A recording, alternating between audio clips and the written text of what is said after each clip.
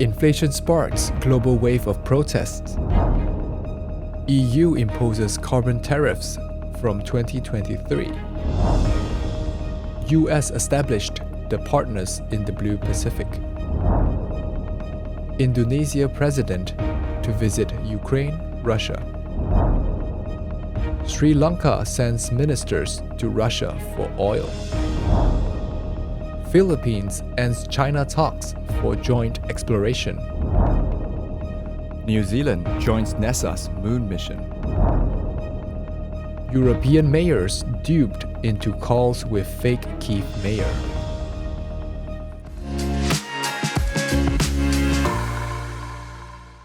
Hello, I'm Johnny. Thank you for joining us on FUNDAY News. It's Tuesday, June 28th, and here are your top stories. With food costs rising, fuel bills soaring, and wages that are not keeping pace with the cost of living, inflation is emptying people's wallets. Rising prices have sparked a wave of protests and strikes around the world. This week alone saw protests by the political opposition in Pakistan, nurses in Zimbabwe, unionized workers in Belgium, railway workers in Britain, and indigenous people in Ecuador. In politically gridlocked countries like Lebanon and Iraq, a combination of government corruption and mismanagement underpinned the economic turmoil.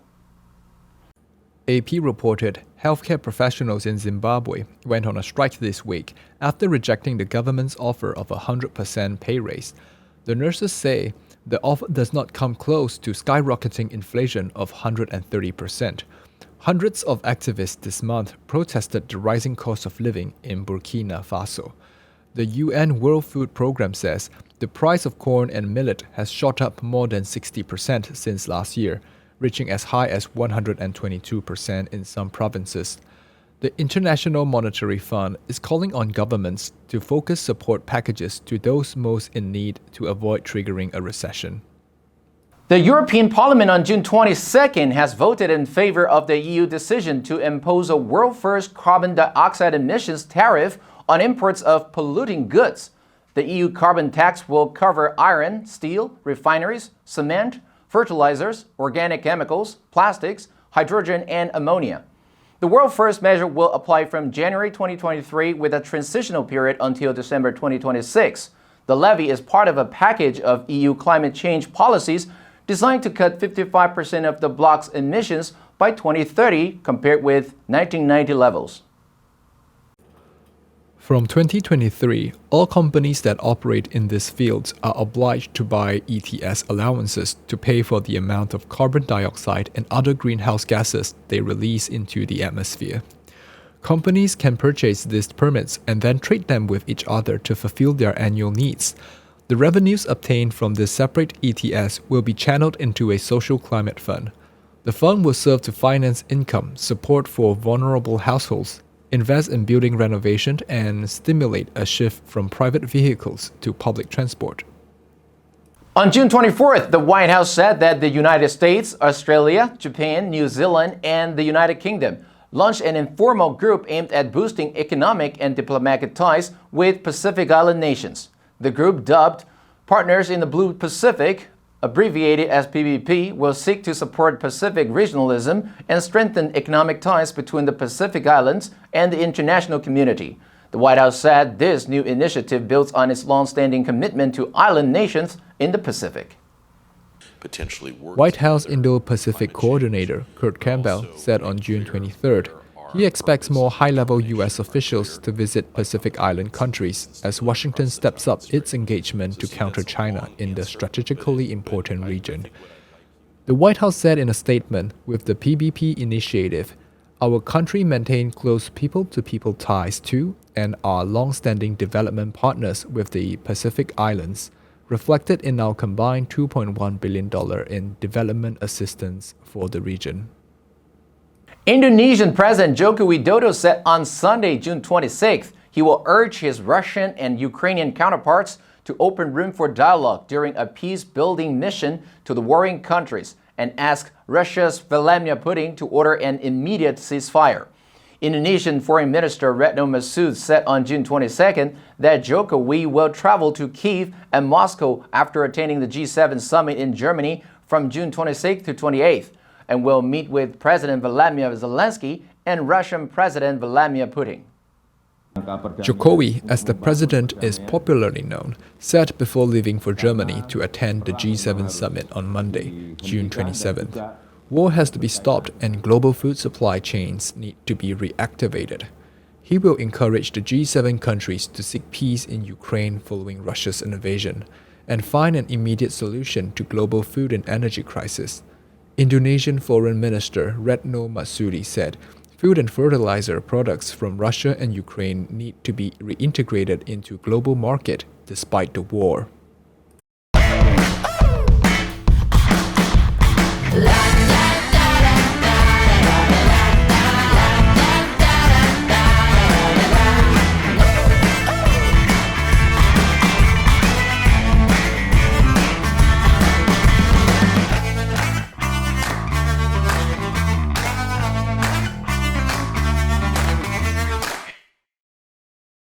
The AP reported Sri Lanka is sending 2 ministers to Russia to negotiate for fuel.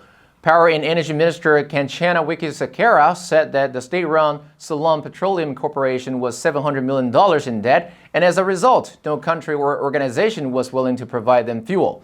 Last month, the country bought a 90,000 metric ton shipment of Russian crude oil to restart its only refinery. Wickremesinghe said that the foreign ministry and the Sri Lankan ambassador in Russia have been making arrangements for a fuel sale.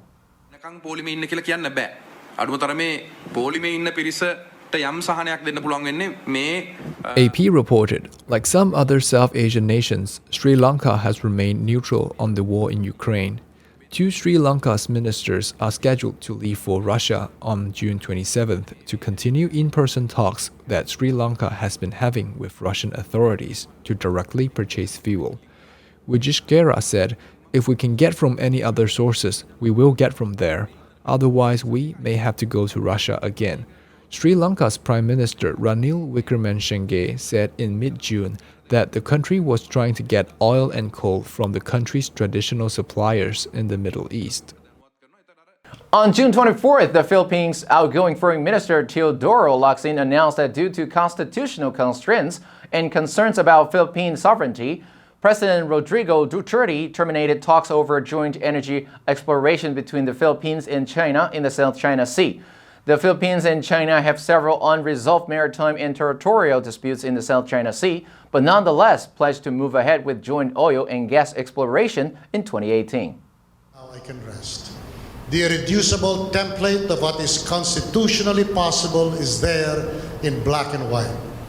Surrender of any portion of Philippine sovereignty is not an option. According to local media reports, Teodoro Locsin said, "The president has spoken. I carried out his instructions to the letter. Oil and gas discussions are terminated completely. Nothing is pending. Everything is over." He said that the Philippines wish to develop these resources but not at the price of sovereignty, not even a particle of it.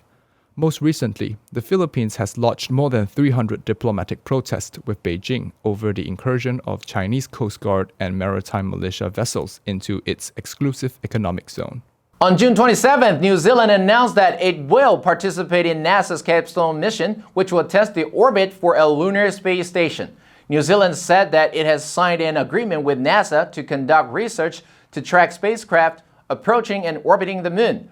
New Zealand's agreement with NASA will be led by a University of Canterbury research team, which will track spacecraft from observatories in Tekapo and Canberra. Lunar orbit, so we can test a very special type of orbit that NASA actually wants to use in the future. NASA's Artemis program plans to return humans to the lunar surface as early as 2025. It plans to land the first woman and the first person of color on the moon and explore more of the lunar surface than ever before. Under the agreement with NASA, New Zealand's Rocket Lab has announced it will launch a satellite from Mahia, New Zealand, to test the lunar orbit for Gateway. A planned moon-orbiting outpost will provide astronauts with access to the lunar surface. On June 25th, the mayor of the Ukrainian capital of Kyiv warned that an imposter is posing as him and communicating with other officials, which has included 3 European mayors who were duped into believing they were having a video call with the real Vitaly Klitschko. Klitschko told Germany, a daily newspaper, Bild, several mayors in Europe have been contacted by a fake mayor of Kyiv who has been saying absurd things. He said this is criminal energy. It must be urgently investigated into who is behind it. Ist erst im Laufe des Gesprächs bemerkte Giffey den Schwindel. Dabei gab es Anzeichen. Schauen Sie mal hier, Klitschko. AP reported, the office of Berlin Mayor Franziska Giffey published a photo that showed both German's capital's mayor and the fake Klitschko on a big screen. It said that initially, there was no evidence that the video conference was not conducted with a real person. To all appearances, it is deep fake. Madrid Mayor José Luis Martínez Almeida and Vienna Mayor Michael Löweg was interrupted by a video call with someone claiming to be Klitschko. Police were investigating the incident. And that's all the time we have for today. Thank you for joining us on FUNDAY News. Let's make every day a fun day. I'm Johnny Wu, your host. I'll see you next time.